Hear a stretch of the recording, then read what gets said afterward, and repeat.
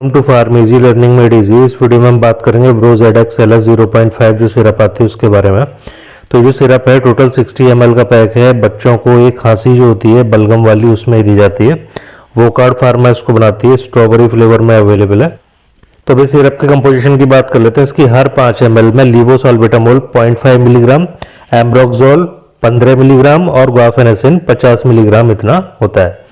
अब इसके जो यूजेज है, ऐसी खांसी जिसमें बलगम आ रहा होता है बच्चों को, तो ऐसी खांसी की ट्रीटमेंट में इसको दिया जाता है। ये केवल पीडियाट्रिक यूज के नहीं, बच्चों के यूज के लिए ही है। अब डोजेस की बात कर लेते हैं। तो जो इसकी डोजेस होती हैं वो कई सारी कंडीशंस पर डिपेंड करती है, जैसे कि बच्चे की उम्र क्या है, उसका वजन क्या है, उसकी मेडिकल कंडीशन क्या है और कोई प्रॉब्लम तो नहीं है उसको। तो ये सभी कंडीशंस पे इसकी डोज डिपेंड करती है। आप अपने डॉक्टर से एक बार कंसल्टेशन जरूर कर लें, उसके बाद ही इसको बच्चे को देना है। तो जो इसकी डोज होती है 2 साल से 12 साल के जो बच्चे हैं उसमें 2.5 ml होती है और 13 से 18 साल तक के जो बच्चे हैं उसमें टोटल 5 ml देना होता है।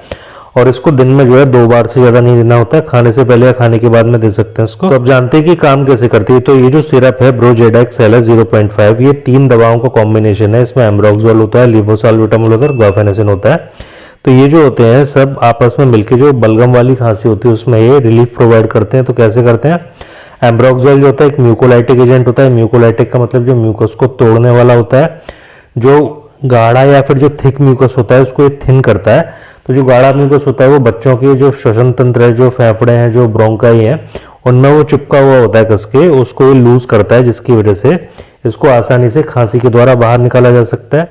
तो लीवोसॉल्बिटामोल ये एक ब्रोंकोडायलेटर होता है। ब्रोंकोडायलेटर वो सब्सटेंसेस होते हैं जो कि हमारे ब्रोंकस को ये डायलेट करते हैं, उसको फैलाते हैं, जिसकी वजह से व्यक्ति जो है, बच्चा जो है, उसको सांस लेने में आसानी होती है।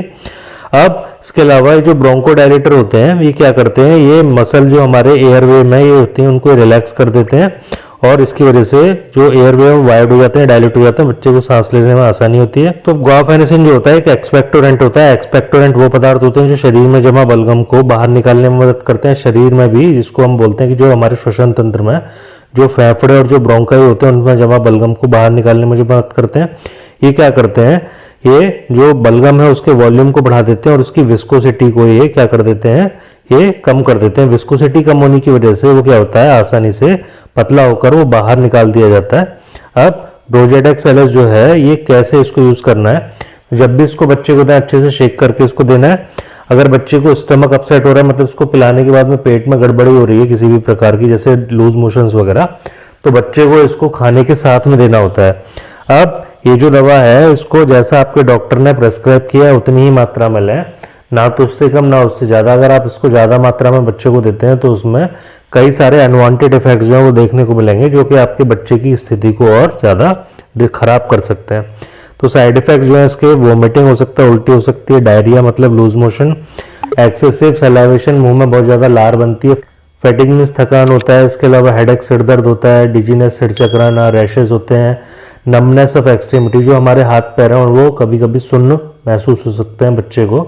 इसके अलावा नौजिया मतलब मिचली हो सकती है, हार्ट बीट बढ़ सकती है, स्टमक डिस्कम्फर्ट हो सकता है, पेट में तकलीफ हो सकती है जिसको बोलते हैं पैल्पिटेशंस का मतलब होता है हार्ट बीट का फास्ट हो जाना, ट्रेमर्स होता है, कंपन हो सकते हैं बॉडी में या हाथ पैरों में, मसल्स में क्रैम्प या ऐंठन हो सकते हैं। तो इससे रिलेटेड वार्निंग है वो ये है कि बच्चे को अगर लिवर या किडनी से रिलेटेड इश्यूज हैं तो डॉक्टर की कंसल्टेशन के बिना उसको बिल्कुल ना दें, अपने डॉक्टर से कंसल्ट करें।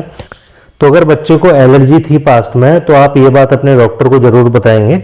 इसके अलावा कॉन्ट्राइंडिकेशन मतलब किसको नहीं लेने चाहिए, तो ऐसे बच्चे जिसको इसमें जो एक्टिव सॉल्ट पड़े हुए हैं तीनों, लीवोसॉल्बिटामोल, एम्ब्रोक्सोल और गुआफेनेसिन, इन तीनों में से किसी एक से या एक से ज़्यादा जो एक्टिव सॉल्ट है उनमें से किसी से एलर्जी है तो इसको नहीं लेना चाहिए। अब इसके स्टोरेज की बात कर लेते हैं। तो इसको 30 डिग्री सेल्सियस से नीचे के टेम्परेचर पर स्टोर करके रखना चाहिए। वो प्लेस क्लीन होना चाहिए, ड्राई होना चाहिए, वहाँ पर कोई मॉइस्चर नहीं होना चाहिए, सनलाइट या फिर और कोई हीट नहीं होनी चाहिए।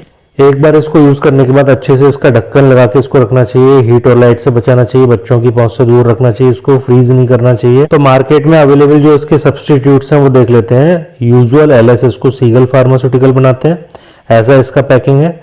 टपसेल एलएस को इंडिको रेमेडीज, ये स्ट्रॉबेरी फ्लेवर में आता है भी। क्लियरटस एलएस को कैडिला बनाता है। मैकबेरी जूनियर को मैक्लोइड फार्मास्यूटिकल्स, चेरिकॉफ एलएस जूनियर को बनाता है सन फार्मा, सॉल्विन एलएस जूनियर को बनाता है इप्का लैबोरेटरीज, एरोडेल एलएस को बनाता है जाइडस और जो एस्थेलिन एक्सपेक्टोरेंट है इसको बनाता है सिप्ला। तो आई होप आपको वीडियो का कंटेंट पसंद आया होगा। अगर वीडियो पसंद आई तो वीडियो को लाइक करें, वीडियो को ज़्यादा से ज़्यादा शेयर करें ताकि इससे और भी कोई बेनिफिट उठा सके। आप हमारे चैनल को सब्सक्राइब कर लें, इसके साथ साथ बेल आइकन को प्रेस कर लें ताकि आगे आने वाली जो वीडियोज़ हैं उसके नोटिफिकेशन आपको मिलते रहें। आप हमारी प्लेलिस्ट में जाके देख सकते हैं, हमने यहाँ पर वीडियोज़ जो हैं ऑलरेडी यहाँ पे डाले हुए हैं मेडिसिन से रिलेटेड। इसके अलावा ये जो वीडियो है इसके डिस्क्रिप्शन में आपको दवाओं से संबंधित अन्य वीडियोज़ की जो लिंक है वो मिल जाएंगे।